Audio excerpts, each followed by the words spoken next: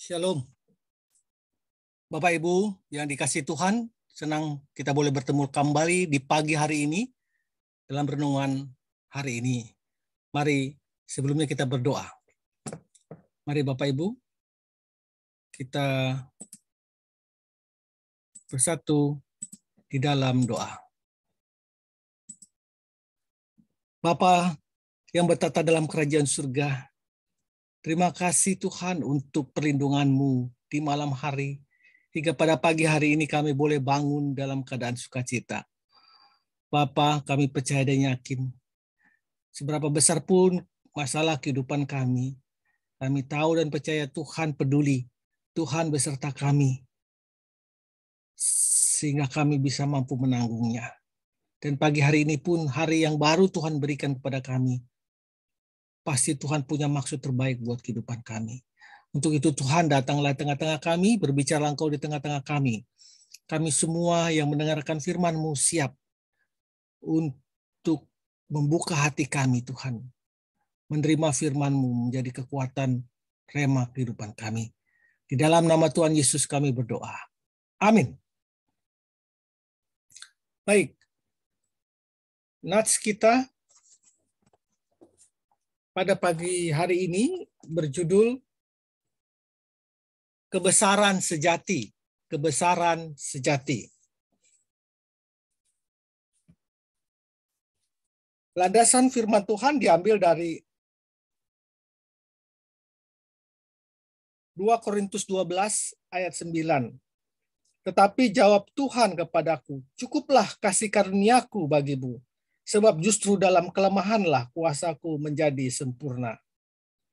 Tetapi jawab Tuhan kepadaku, cukuplah kasih karuniaku bagimu, sebab justru dalam kelemahanlah kuasaku menjadi sempurna. 2 Korintus 12 ayat 9. Petrus pergi keluar dan menangis. Itulah awal mula keberanian sejati bagi Petrus. Keberanian itu pernah ada sebelumnya, ditanamkan kepadanya sejak lahir. Tetapi ia harus gali, ia harus melepaskan dari kebanggaan palsu yang menutupinya. Sampai saat itu Petrus dikuasai oleh rasa puas diri. Ia biasa menepuk dadanya. Para nelayan lainnya menghormatinya dan menjaga jarak. Ia seorang yang kuat, seorang yang terus terang dilahirkan menjadi seorang pemimpin. Tetapi saat itu ia harus dipatahkan. Beberapa jam sebelumnya Petrus menyombongkan diri kepada Yesus. Katanya, biarpun mereka semua menyangkal engkau, aku sekali-kali tidak. Tuhan menjawab dengan berkata kepada Petrus bahwa ia akan menyangkalnya 3 kali sebelum ayam jantan berkokok. Tetapi Petrus menyombongkan dirinya dengan lebih nyaring lagi. Meskipun mereka membunuh aku tidak akan menyangkalimu. Dalam beberapa jam saja,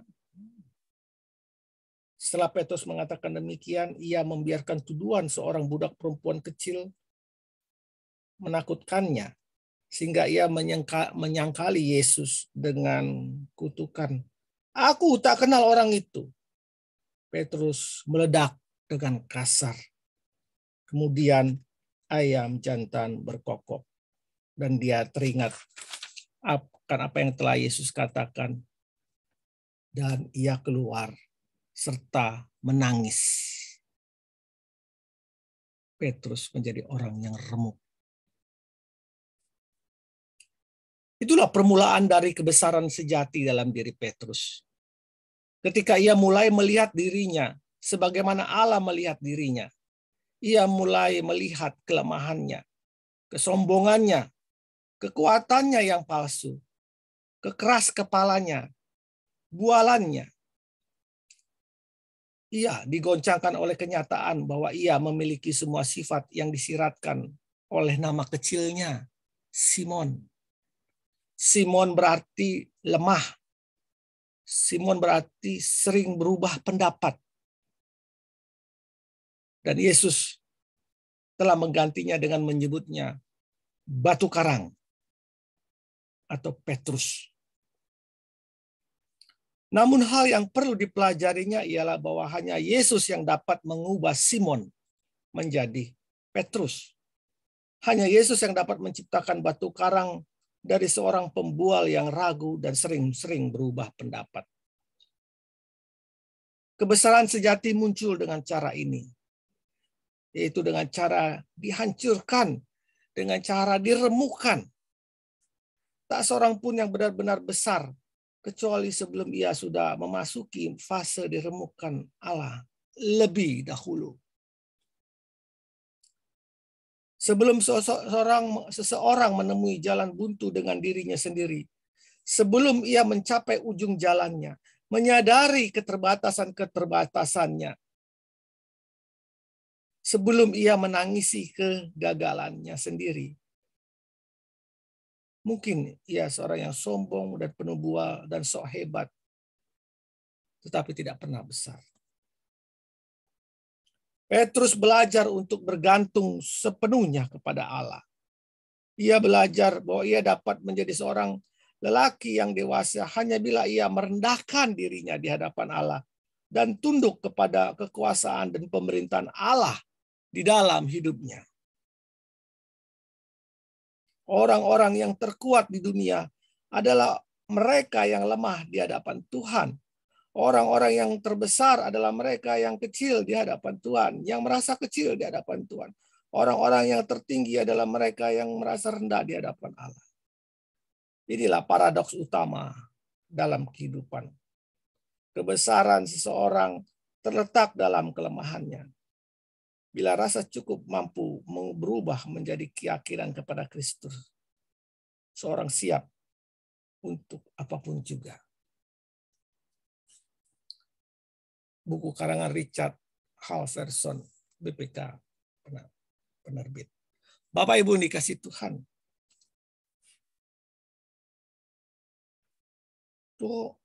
Tuhan Yesus mengatakan kepada Petrus pada waktu Petrus merasakan duri yang ada dalam dagingnya.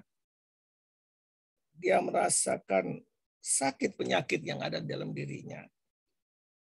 Dan dia minta Tuhan Yesus menyembuhkannya dia dari sakit itu. Tetapi jawab Yesus kepadanya, cukuplah kasih karuniaku bagimu.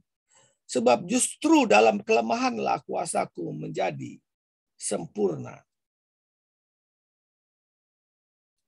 Bapak Ibu, Petrus menyadari bahwa dengan hal ini, dengan sakit penyakit ini,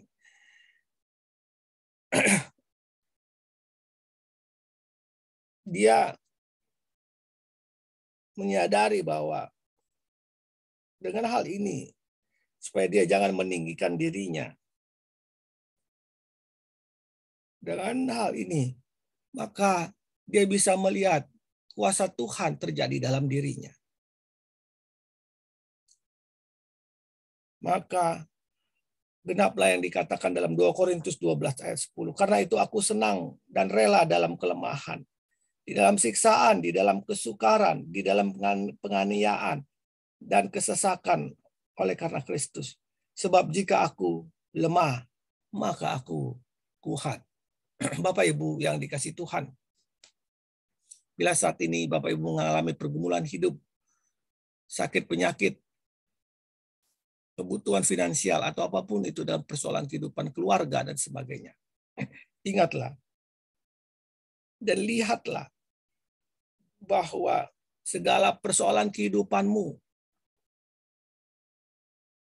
membuat engkau menjadi semakin dekat kepada Tuhan. Datanglah kepada Tuhan dan saksikanlah dan lihatlah kuasa Tuhan itu bekerja dalam dirimu. Jika engkau terus memanggil nama Tuhan dalam hidupmu, engkau semakin terkoneksi dengan Tuhan. Engkau semakin surrounding, berserah kepada Tuhan. Dan pada saat itulah karya Tuhan bekerja buat dirimu. Engkau walaupun fisikmu lemah, keadaanmu lemah, tetapi rohmu hari demi hari akan menjadi kuat.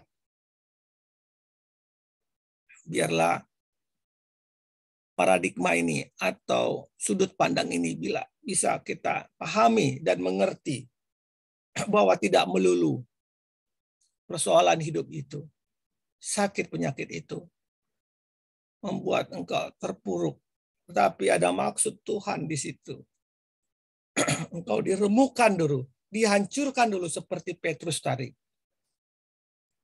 Dengan segala kesombongannya, dengan segala keangkuhannya, dan menjadi suatu, bukan lagi menjadi Simon yang lemah, tapi menjadi Petrus yang kuat.